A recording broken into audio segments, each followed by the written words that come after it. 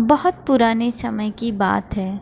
एक गांव में नाथूराम नाम का एक भला आदमी रहता था। नाथूराम बहुत भला आदमी था। हमेशा अपनी क्षमता की सीमाओं से बाहर जाकर लोगों की मदद करने का प्रयास करता। नाथूराम के 2 भाई और एक बेटी थी। एक दिन दुर्भाग्यवश भले आदमी नाथूराम का देहांत हो गया था। अंतिम संस्कार करवाने नाथूराम के सभी नात रिश्तेदार पहुँचे। पंडित ने रस्म पूरी किए। अर्थी सजाई गई। नाथूराम को अर्थी पर लिटाया गया। पुत्रों और भाइयों ने अर्थी उठाई और आगे बढ़े। नाथूराम की बेटी यह दृश्य देख नहीं पा रही थी। वह वहीं जमीन पर लोट लोट कर रोने लगी।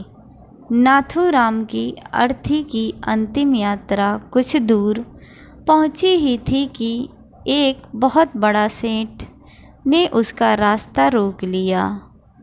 सेठ के साथ 2 लोग हाथों में बंदूक लिए खड़े थे।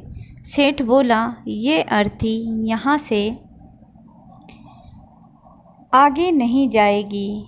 परिवारजनों ने सेठ से पूछा कि क्यों सेठ, क्या हुआ, ऐसा क्यों कह रहे हो?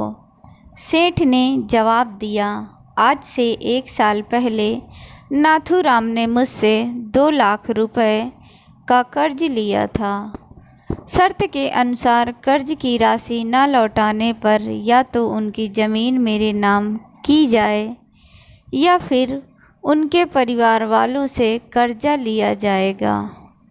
तो फिर आप बताओ, आप लोगों में से कौन देगा कर्ज?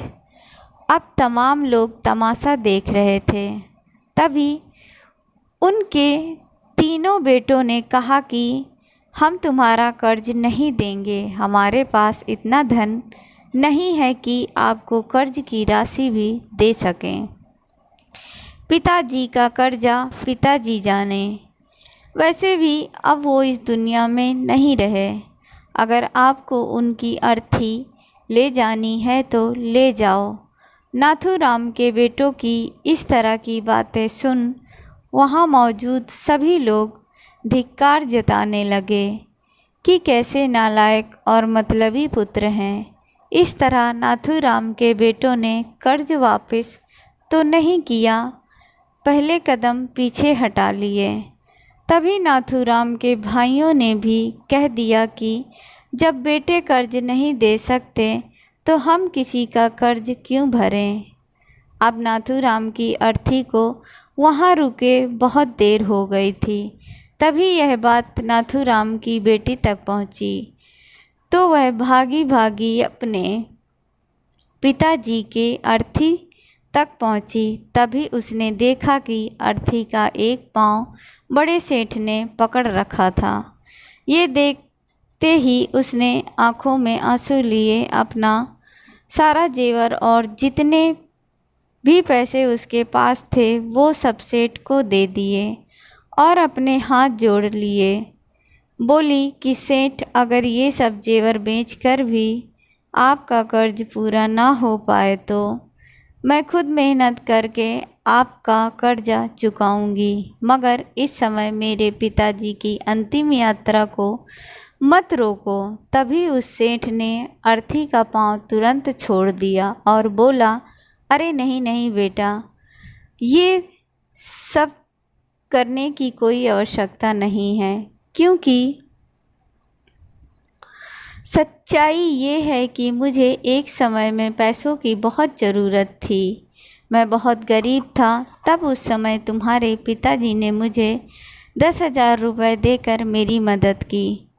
नाथूराम बहुत भला आदमी था। उसने मुझसे 1 रुपया ब्याज तक नहीं मांगा और वही पैसा मैं यहाँ देने आया था। लेकिन जब मुझे पता चला कि नाथूराम का देहांत हो गया है तब मैंने सोचा कि ये पैसे किसे दूं, पैसे सही हाथों में कैसे दूं।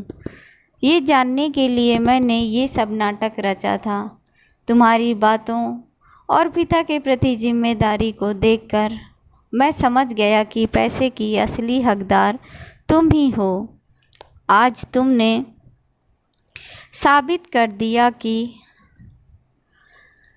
बेटे से ज़्यादा बेटी ही माँ बाप से प्यार करती है।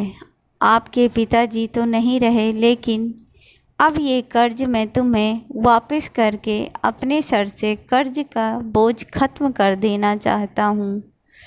इसलिए कर्ज को तुम लो और मुझे कर्ज से मुक्त करो।